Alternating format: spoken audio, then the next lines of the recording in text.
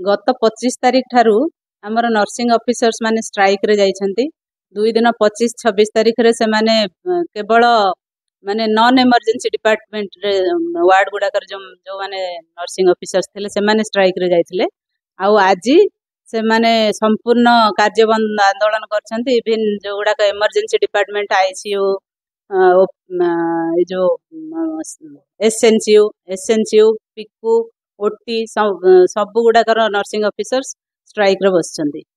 आमर total nursing officers strength हला 229। सेमानक मध्यरु 7 जण हेले डेप्यूटेड स्टाफ अदर डिस्ट्रिक्ट रु डेप्यूटेड हेचंती आम कॉलेज रे अछंती। सेमाने काम रे अछंती काम करछंती। बाकी रहिले 222 जण 222 जनक मध्यरु 5 जण सीएल एवं ईएल रे अछंती। आउ 217 जण स्ट्राइक रे अछंती।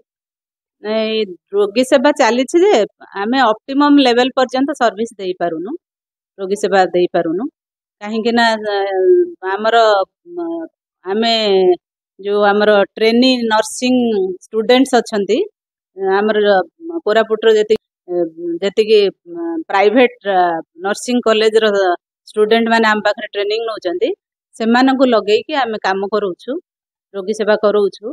किंतु सेमाने जेहेतु स्टूडेंट सेमाने टिके सेते तो एक्सपीरियंस नुहंती ऑप्टिमम सर्विस दबा को हमको असुविधा होची। आ आजी पई आमे गोटे कंटिजेंट प्लान करिकि हमर जेति कि फार्मासिस्ट आउ एएनएम सेमान को ड्यूटी असाइन करिछु। सेमाने से स्टूडेंट मान को टिके गाइड करिवे आमर जेमति रोगी सेवा रे संपूर्ण बंद न रहइबो तो सेति पई हम ए स्टेप नै छु। निश्चित भाव में सर रोगी सेवा संपूर्ण भाव में भूषिले पड़ी कहले अत्युक्ति हम ना।